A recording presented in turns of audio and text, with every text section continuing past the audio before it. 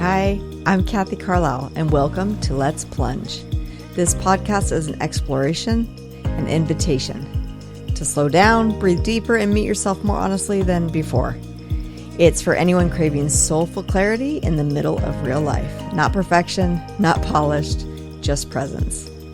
So if you're done with surface talk, if you want to feel more connected to yourself, to others, or to your own damn truth, this is your space. Grab your tea, your journal, or just a few quiet moments. Let's plunge. I am so excited to launch this Let's Plunge podcast. This is very exciting for me. This is a long time coming. And it's kind of letting you in on my daily processing, my daily plunging with people, how I connect and how I use Plunge as a tool. Why does everyone need Plunge in the world? I ask myself.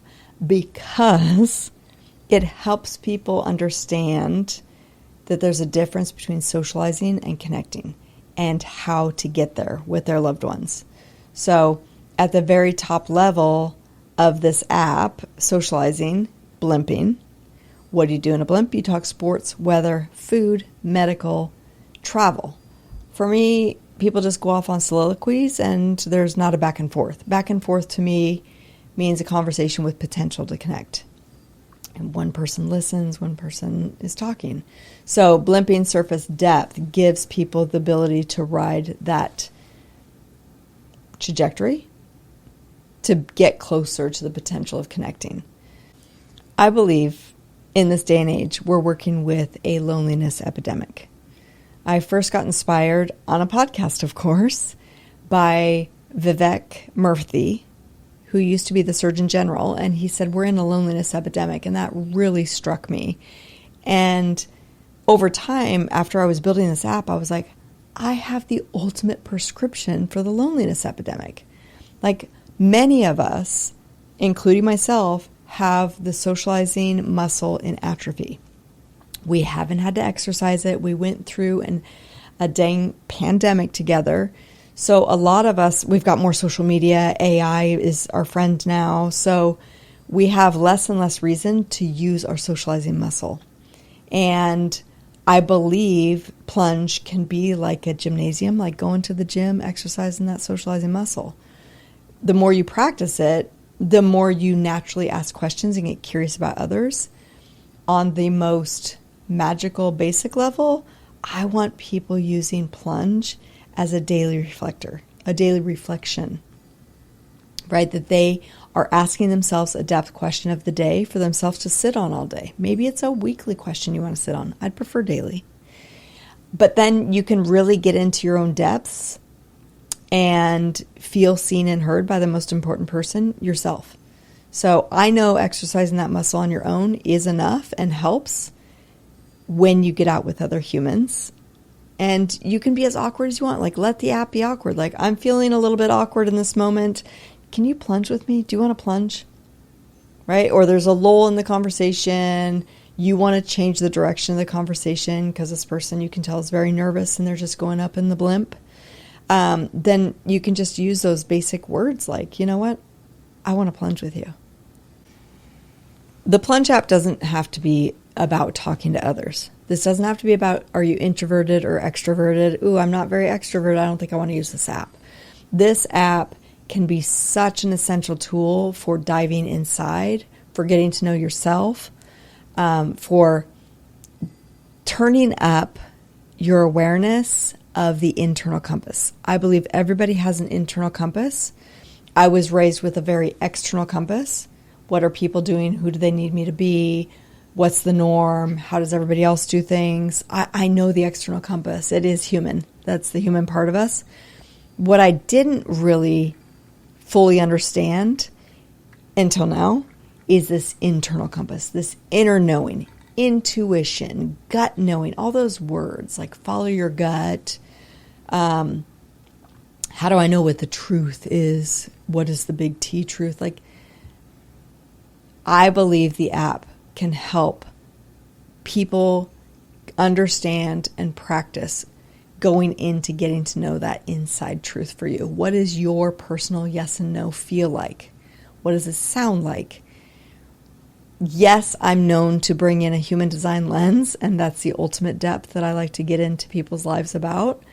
So I think in those terms, and I'll use that lens a lot and use those words that can be kind of like a foreign language.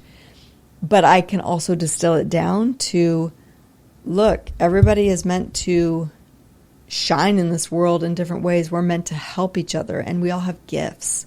And that's where the possibilitarian in me comes out and shines, is like, we all have gifts. We all have essential purposes to be on this planet. And purpose doesn't have to be about doing. Purpose is not about doing in my lens. Purpose is about being your best self. It's showing up as the most healthy version of yourself. And I don't mean physical health. I just mean this spiritual, inside mental health. So I believe Plunge can very much help with that if you hang out in the depth with yourself. So this app is for the individual, and man, is it fun to use with the loved ones too, or strangers. It's my favorite to ask strangers more meaningful questions and just give them a sense of another human listening to them, and then giving them the chance to be a healer themselves and listen to my response. Because I do believe when we get to the depth, the deep questions within Plunge, and are truly practicing that, what you get to sense is being a healer. I think all humans are healers, have the potential to be healers, if we have the ability to listen. That doesn't mean that healers that practice modality aren't healers too, or that we have the same credentials. I'm just saying that on a basic human level, listening is magic and medicine.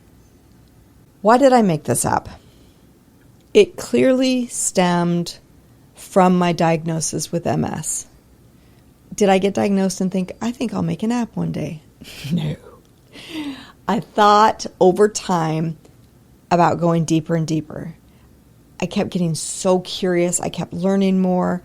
And there was the potential as I was growing to grow away from my family, whether it's my siblings and my parents or my kids and my husband.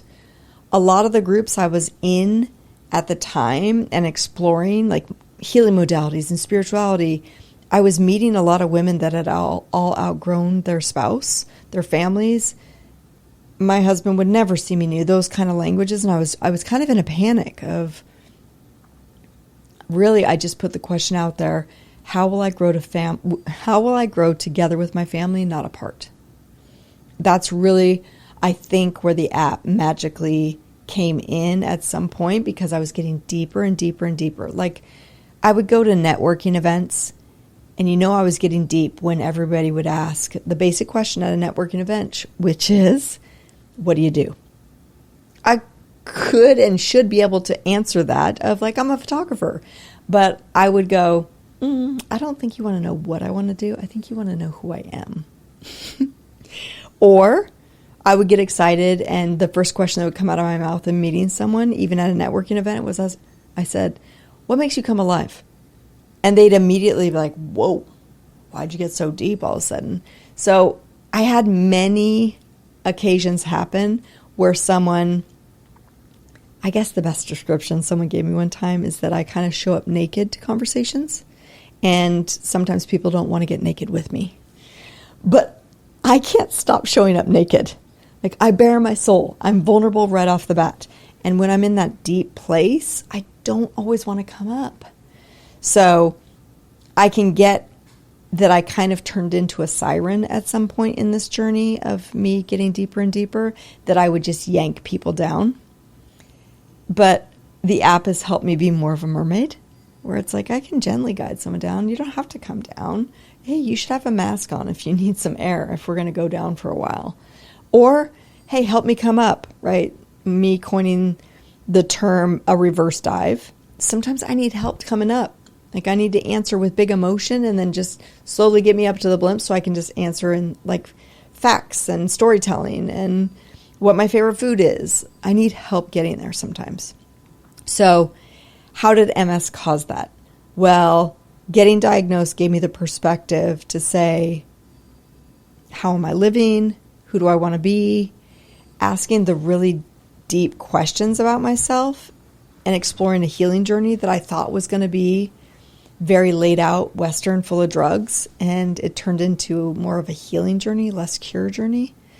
So on this healing journey, healing path, I just started exploring someone or something will fix me. And that was opening me up to so many possibilities. And I would have deeper conversations with people. And I think naturally wanting that same thing back or all the time is what guided me towards making this app. That, and I'm asking nonstop questions to my kids and my husband. I want to hear new things, right? So when I say this was made at our kitchen table, it's kind of true because I'm the one at the kitchen table asking questions out of nowhere. Best story I have for that is when my oldest, Trey, had a group of girlfriends over from school in junior high, and I thought it was the most perfect moment to be able to talk about periods with all of his friends. In hindsight, I realize that might have been uncomfortable for my son to hear. Me just talking to the girls about periods, or the girls uncomfortable to talk about their periods in front of Trey. But that's the kind of example of how I would just come in really deep and talk about the things that mattered. Turns out people have talked to him after that years later and said that was the most cool moment when your mom talked about periods that day. So I made an app for that. And then I would meet with people in the center, in my Live Everything Mindful Center that is now the Plunge House. I would meet with people and have these deep conversations, asking them questions, going back and forth. And they would at some point inevitably say, I kind of want to bring you to dinner with me so we can like talk to my husband, or I want to go to lunch with me and the kids and you. And I started kind of investigating, like, why were they saying they wanted me to go with them to their loved ones? I get it. I was asking the questions that they were uncomfortable asking, or that they weren't getting responses from their family. So they needed someone bold to come in with that. So they wouldn't be like, oh, Mom, why are you asking that? It's like, it's Kathy. Now people can have me in their pocket, go to dinner, ask those questions. So this podcast, I'm going to have 3 pillars. The 3 pillars are Ask Kathy, where I am a possibilitarian hotline. Friends, loved ones, strangers will call me knowing that they have a question they want to ask me and investigate. I want to be an investigator with them. I want to create possibilities. I don't want to talk about the problem as if I have advice. I want to help people find a new possibility for different ways to look at their scenario and help them self-reflect. So that's what you'll see a lot of in Ask Kathy. Then we've got a dropping in. Dropping in is just plain and simple me either calling someone up or having someone here at the Plunge House to talk about our lives using Plunge app. So a real life dive and how I use people, or how I use the app to connect with people, socialize with people. One of my favorite sections is called Mermaid Medicine, Echoes from the Deep. So it's my processing. Every week I process with my healers, with my friends, with my loved ones, my family, whatever I'm thinking about and diving into the depths of. So it might be about a podcast, it might be about a book, it might be about, any topic that I'm processing through the week or insights that I have, and let you in on some of that perspective. In this episode, I share echoes from the deep. So I've been processing a lot lately on ableism, specifically the inner ableist within me. So I define ableism in this one and share some vulnerabilities and what it feels like to be disabled and have a voice inside that is criticizing that disability. So enjoy.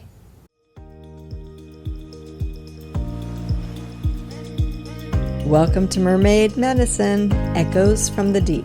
I'm Kathy, and this is where I share the soul lessons I've been swimming with this week, the raw moments, the quiet truths, the insights that rose from my own plunge below the surface in real life. Let's dive in. In this section of Mermaid Medicine, these are my echoes from the deep. These are things I've been reflecting on lately. One word that would describe the reflection is ableism. It's something I've had to reflect on being in a disabled body after being a very able human majority of my life. Because of the MS diagnosis and the decline of the disease after almost 17 years now, I'm introduced to the word ableism.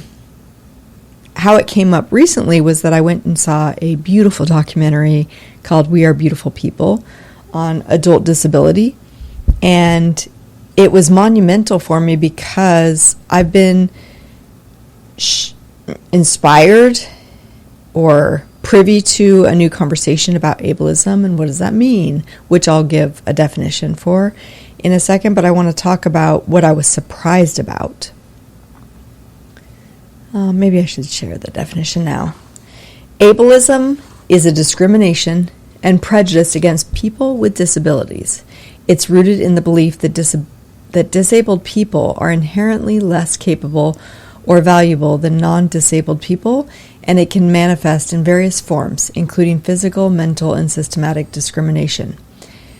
I am acutely aware of my inner ableist that creates such a damaging narrative where daily suffering ensues for me. An inner ableist is the internalized voice or belief system that devalues or judges your worth based on your physical, mental, or emotional ability to perform, produce, or appear quote-unquote normal by societal standards. It can also sound like, I should be able to do this on my own. I'm being lazy. If I rest, I'm falling behind. Why can't I just push through like everyone else? I'm too much. Not enough. Broken. So what I was surprised about in seeing this documentary was that people in the documentary that were born with handicap, meaning there was one man who was born with no arms or no legs. What was beyond surprising to me was that they spoke about their inner ableist. And that was a surprise to me because I always thought that my inner ableist was just because I used to be an able body and now I'm not. And so I'm always comparing, having prejudice towards that side of me, putting all those pressures on me that I should be able to do this. It's just a nonstop culmination of frustration through any given moment of every day. So it was fascinating to hear that even a handicapped person for life has an inner ableist, which makes sense in so many ways because it's our societal view of a disabled body being less than. And maybe our inner desires to have that quote-unquote normal body. So I've been talking and processing through, including a really inspiring conversation with my naturopath, where she really had me dissecting the definition. She's like, what do you mean inner ableist? Like, you have a prejudice towards handicapped people? I was like, I grew up historically having that bias, having that prejudice, and now I'm acutely aware of it because it's against me. I have many moments in the day where I just know that I'm looking down on my body as it is and all the things it can't do, and I immediately start focusing on those things. Jake is this beautiful voice that comes in that holds like this gentleness, an invitation of like, can you be more gentle on my wife? Like, she's doing her best. Her body's amazing. And I'm like this tyrant against myself. So we run into those moments weekly. And I know that the most crucial part of change in any capacity is awareness. So again, I am very aware of the inner ableist within me. I'm not so focused on other people being ableist. I am aware that our society speaks from a very ableist place, for sure. And I'm not here to fight for a new norm. I do want to invite the perspective, like just really hear when people share their perspective of being disabled, and that it's a reminder that we're not all guaranteed ability till we die.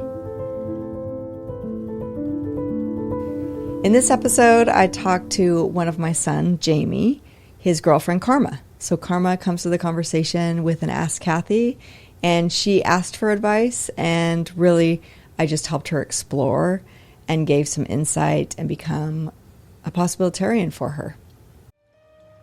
Welcome to Ask Kathy, the Possibilitarian Hotline. You bring the real stuff, what's on your heart, what's been circling your mind, and what's asking for new perspective. Together, we'll explore what's present and open the door to what's possible. I'll be your self-reflection guide, offering honest presence, soul-rooted questions, and gentle perspective as you find your way forward. No pressure, no performance, just real conversation in real time. Okay. Oh, hi. Hi, everybody. We're back. We're live. We're good. Joining us today, Karma. Hello, plungers.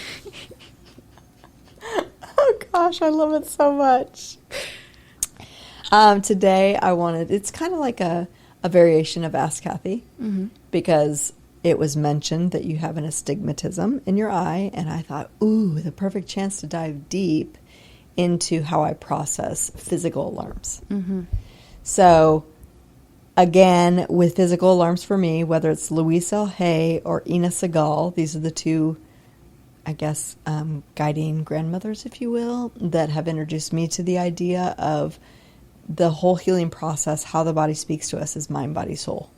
So every physical manifestation has some kind of beautiful message it's trying to bring in for you.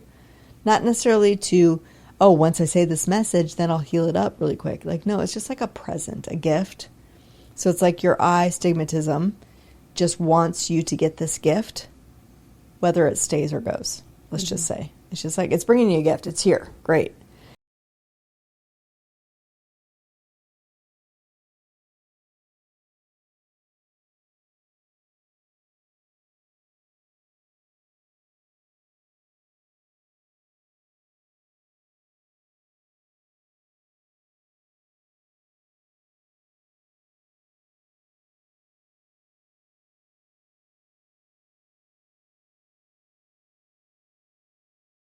Have a lifetime of the app because I still have her app. And I bought it. You can't ever delete it. No, I know. I'd be so sad. Watch, I'll have to do screenshots of hundreds of... Okay, let's not do that. That was overwhelming. So we're going to see what your present is for your eyes. For your eye. Let's do it. Before it goes away. Okay, there. So eyes in general, let's just read that one, and then we'll go to left or right eye. Left? Right. Right. Ooh. Okay. Possible contributing factors. Not liking what you are seeing in your environment, suspicious of people and events, seeing obstacles and limitations, wanting things to be different, fixation on aging, seeing life from a negative point of view, feeling stuck, seeing things from only one direction or perspective, fearful of the future, wanting what others have. I mean, seeing things from only one direction or perspective, that sounds like the ultimate. You need a little bit of possibilitarian hotline. Definitely. Okay, specifically when we look at the right eye, which is the masculine, right? Doing what I do in the world versus who I am. Okay, so right eye is blocking the flow of abundance and prosperity, experiencing challenges in your life, in your relationships, not seeing how you can change the situation. Your dad. Holding on to pain from the past and projecting it onto the future, making excuses and finding reasons why things won't work, irritated with yourself and others. Okay, so you start to hear all these things and you're panicking. You're like, oh my gosh, I'm having all these thoughts. Okay, not true. Let's just look at it like a scale. You've got all the ones that I read here, you've got too much of that versus the positive aspect of this that you're trying to bring in, which is the mantra I sent you. Why don't you read that one to us? So this is your go-to that you'd want to replace this weighted other words with. So probable cause is not liking what I see in my own life. And my new thought pattern is I'm now willing to see my own beauty and magnificence. Who doesn't need to be saying that to themselves? That's how I have an agreement with Spirit that I use these mantras, the messages from others' bodies, because I don't have to have them all on my own. Do I need to be able to say, I accept, what was the last part of it? Do you have it down yet? Willing to see my own beauty and magnificence. Yes. So that's the part you can just get down, drilled down. Like, that's the part I'm going to take from it today of, like, I'm willing to see my own beauty and magnificence. Mm-hmm. Like, I'm ready to see that now. And I wonder if I can outweigh it. I don't know. That's the goal for me. That's a curiosity. But it's not as simple and cut and dry as like, oh, when I have this, then the astigmatism is going to go away. Have I seen miracles like that? Yes. I think it's amazing within myself. Working on fevers and getting them to go away really fast, or headaches. I work with, whenever I get a headache, I just have a go-to of that mantra of like, I see who I am and what I do with eyes of love. That's my go-to as soon as I get a headache. Mm-hmm. Do I get less headaches? Yes. Is that the only reason? No. Okay. So when we look at the remedy, are there things you are seeing that you don't want to see? For example, are you seeing someone close to you suffering or unhappy? Do you keep trying to make them happy and then feel hopeless and defeated because they won't change? If you desire your vision to improve, you need to shift your focus from what you don't want to see to what makes you feel happy and brings beauty into your life. You can go for nature walks, spend time by the ocean, visit people who inspire you. Oh, thanks for joining me. Or be creative by painting beautiful pictures in your mind or on paper. Go outside into the light, close your eyes, place the palms of your hands over your eyes, allowing the healing energy of sunlight to work on regenerating your eyes. Do this for a few minutes, 2 to 3 times a day. Relax your hands, open your eyes, and look at the sky's beautiful rays of blue light. Don't look directly into the sun. Okay? Even if the sky is gray, find where it has glimmers of blue light. Close your eyes and visualize blue rays of light moving through your eyes, washing all density, degeneration, stuckness, and hardness from them. Allow your eyes to relax and soften even further than before opening them. Open your eyes, spend 30 seconds blinking frequently to allow moisture to return. In order to improve your vision, you also need to improve the eye's flexibility. Rotate the eyes to the left, to the right, then up and down. Do this 8 to 10 times. Repeat the process, rotating your eyes to the right, to the left, down, and then up. Do this also 8 to 10 times. If you suffer from cataracts, we're not suffering from that, thanks. Okay, and this is what we're going to say. Not really together, I'm just going to read it. Divine healing intelligence, I ask you to release all anger, suspicion, distrust, hardness, fear, obstacles, and projected problems from my eyes, as well as all points of view, all patterns, the positive and negative charges that contribute to this condition. And then you repeat the word clear until you feel a shift occur. Say, Divine healing intelligence, please install feelings and experiences of clarity, trust, patience, relaxation, softness, flexibility, and peace. Thank you. Divine healing intelligence, please heal and regenerate my eyes and all related organs to their maximum strength, vitality, and flexibility. Thank you. Isn't that way more fun than me telling you that you're going to need a surgery or I got a drop that could fix that? You do all of it. You go to the ophthalmologist, you talk about your new found astigmatism that's back, mm-hmm. and you work on the part that is going to empower and raise your agency, which is like, I got you, eyes. I hear you. Right. I definitely feel the part where it's saying suspicion, seeing a loved one suffering and not feeling like I can do anything to help. I feel that with my dad. I feel that with one of my very close friends and her relationship. And I'm coming to realize, I think, especially with this year specifically, that there's only so much I can control. And with my friend, I need to just let her take that course, let her learn from it. And it's not my job to steer her in the right direction. You know, all I can do is support her. Wisdom. Okay, in this episode, I talked to one of my nieces. She's my goddaughter, Jana. We get into a conversation where it was a complete surprise that she got really emotional about my journey and MS, which we don't talk about a whole lot. So it was fascinating, touching, really vulnerable, and so much joy. I got so much joy from this one. So enjoy. Hey, let's drop in. A real-time plunge into honest connection. I'll be sitting with a guest, letting the Plunge app guide us. Question by question, truth by truth. This is a space for presence, honesty, and whatever wants to surface. No performance, no pressure, just a chance to drop in and see what's real. Yeah, no, Let's give Plunge a whirl, shall we? Yes, please, please. Okay. I'm doing a screen grab.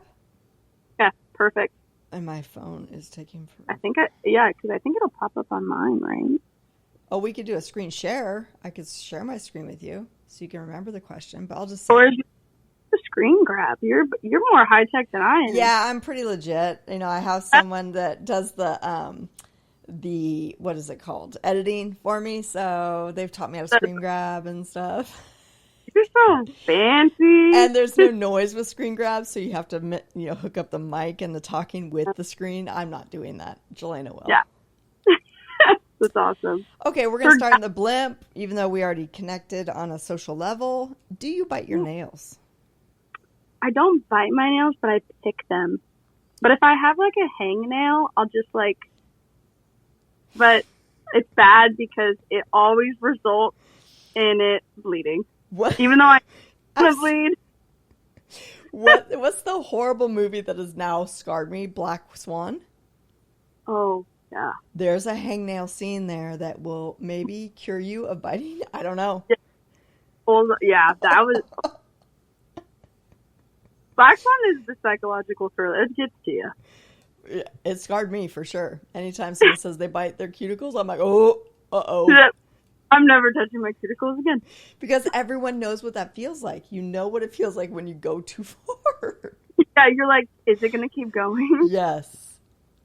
I do not bite my nails, and I especially don't bite nails now that I've got blingy nails in life. Those are nice. I like that color. Right?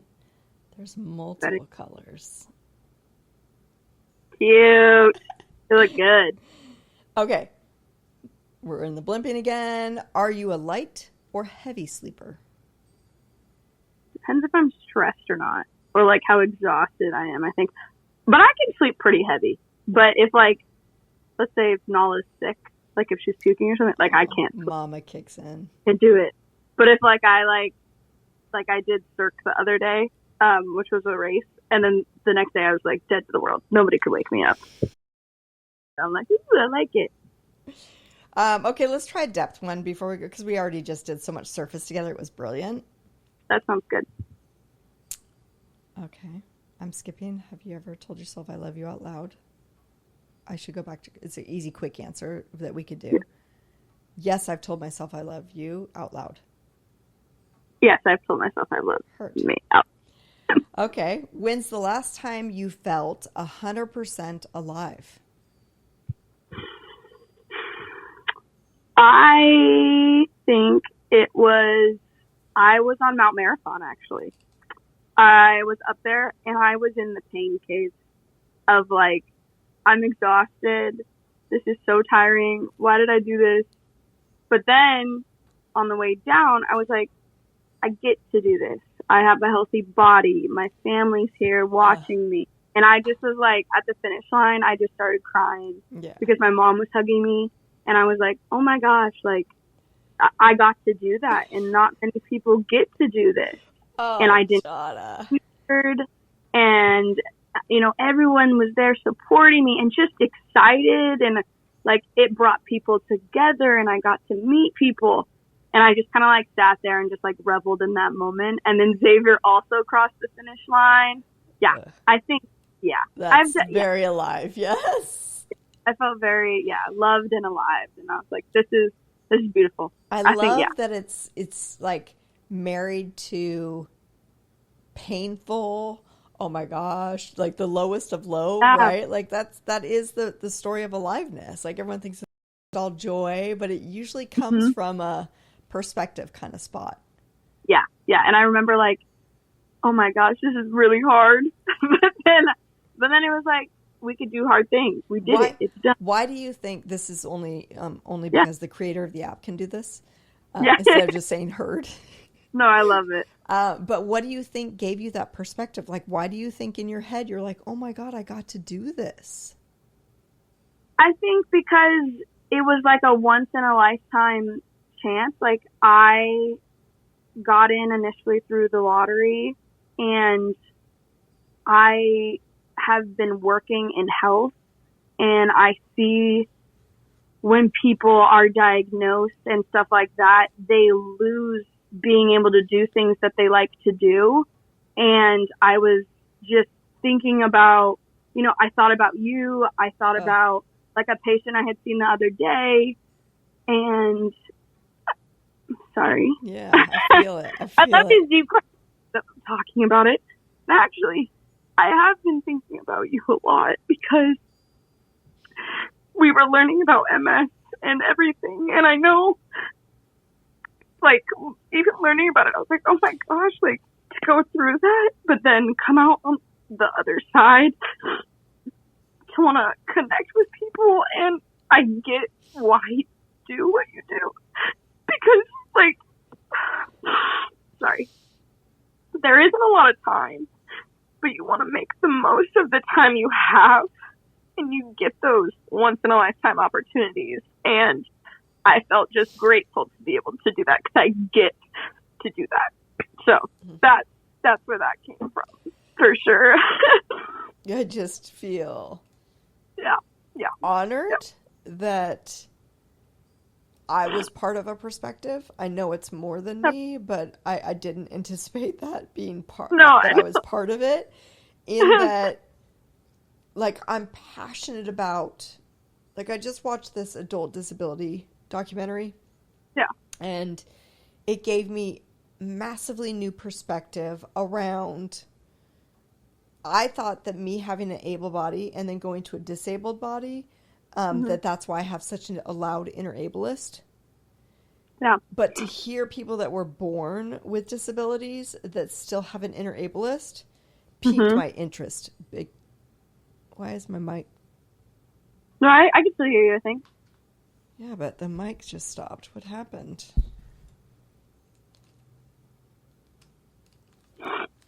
Okay, it was the cord. That's great. Oh. I stopped hearing you, and I can't hear my voice then. I was like, I'm in a vortex. So fascinating to understand that if you're human, if you're born into this world and you have eyes and ears, you're going to have an inner ableist. And the inner ableist has total judgment and awful, like, stereotypes and prejudice towards your body being less than what you see with your eyes of everybody else. So I do know that me having the story I've had with MS has brought perspective into my kids' life that think like you. Yeah. But I never had that voice in my upbringing to even think that we were anything other than able because we're in such a physical specimen family. Right? I got to experience the ultimate physical specimen. I was a D1 athlete. I got to do that. Yeah. But to hear your perspective, oh my God, it's everything to me. And it was beautiful. It really was. And I'm grateful for that perspective because I know I'm going to see that, and I want to be able to be grateful and have gratitude where there needs to be. So it was. I love you. I love you so much. I'm so heart connected to you often. I say the same thing to Caillou for sure, just because we don't always talk all the time, but there is certain connections that I do feel in the family that are just different. I love everybody. I feel very connected to everybody, obviously, the way I talk about everybody. And there is some very like, ooh, this individual is very connected to my inner child and my healing journey. Yeah. And like, I guess it's because probably I hear your parents and Caillou's mom always saying, oh my God, she's so you, that I'm like, we were forced into that connection. But I was like, well, that's fucked for those two, thinking, especially John, like I hear it for Jelena as well sometimes, where it's like, do you have this underlying fear that then this autoimmune is going to take you out in life? Like, I don't want that put on them. Newsflash, you already had your autoimmune first alarm, which is the PCOS. Yeah. Yeah. It's no different than my MS in dramatic terms. Yeah. Yeah. Yeah. No, I feel, well, and I feel honored to be compared to someone as amazing as you, or even related, like, you look so much like her. I'm like, yeah, it's my godmom. Duh. Like, duh, it's my goddamn godmom. Yeah. Like, I expect nothing less. You know, it makes sense. That's awesome. I think we're plunge champions. Did I even answer the last one? What was the last one? Yeah. Oh, yeah. The last 100% alive. Oh, shit, I didn't answer.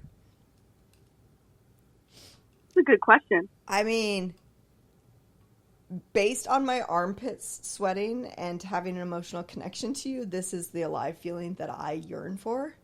Oh. Another more recent one, fully alive. Like, I know that I want to do the dramatic version. I know there's more recent ones, but the first one that comes to mind was after I did my van talks and talking in front of a group and on a stage, and that terrifying feeling before and then the elation after of like, oh my gosh, I did a hard thing. I did that. Yeah. And I'm trying not to, I love that I even just mentioned both of those, because I love the aliveness feeling that is just a different level spectrum-wise of what I feel in this moment versus a huge, like, mountain race or van talk in front of a bunch of people. Right. But there can be the little ones, too, you know? Like, I feel very, like, I feel alive in this moment, too, because I get to connect, even though we haven't talked in a while, which any amount of time isn't going to make me feel like any less love or anything at that. But yeah, I think it can be in big things and little things for sure.